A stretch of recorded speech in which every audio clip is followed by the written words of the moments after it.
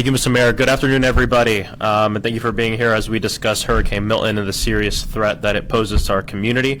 I have 3 quick points. The first one has to do with FEMA support and the emergency declaration.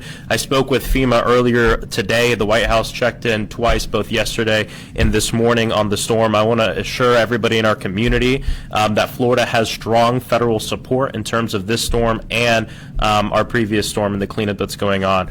President Biden and Vice President Harris have approved the pre-landfall declaration, emergency declaration, which allows us to access critical resources at this point.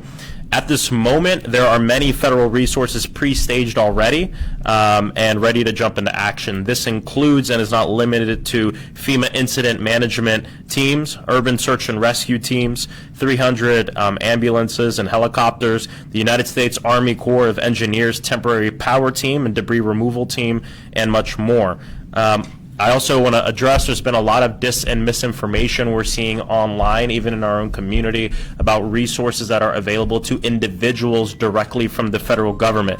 It's important that people know that there's a process to this that hasn't been done yet. After the storm, the state will request this individual assistance from FEMA, and FEMA will then go through a process to grant it or not grant it. That process hasn't happened yet, and so if you see something online about we're saying, a $1,200 number, a $750 number, it's all misinformation. There is no number. It hasn't been approved yet. It hasn't been requested by the state, and I think it's important for people to keep that in mind. And I'm talking specifically about federal resources going directly to people.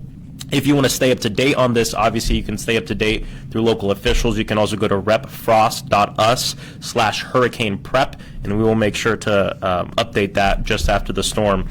The second is yesterday I was 2 days ago, I was invited by NOAA to take part in a hurricane hunters mission. I sit on the Science, Space, and Technology Committee and oversee the budget for NOAA. It was a very intense experience, an educational experience. We flew into Hurricane Milton on Monday on a 9-hour mission. We experienced the hurricane as a Category 5 and experienced a historic low pressure of 897 millibars. The extreme turbulence we experienced on the flight really underscores how ferocious and huge this storm is.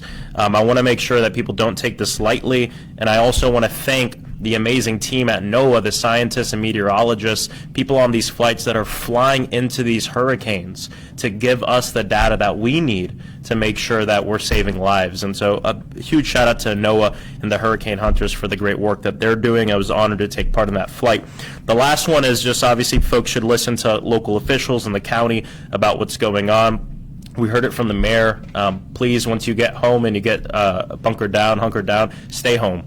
Don't leave until you hear that it's clear to go outside. The motto during these storms are, we hope for the best and we plan for the worst.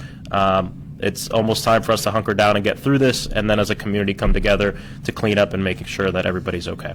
Thank you so much. At Duke Energy, we deliver electricity and so much more, like free home energy assessments, rebates for energy-saving improvements, payment options to help you better manage your budget, and even bill credits for helping the community use less energy. So no matter what you're doing, we can help you make better energy choices every day.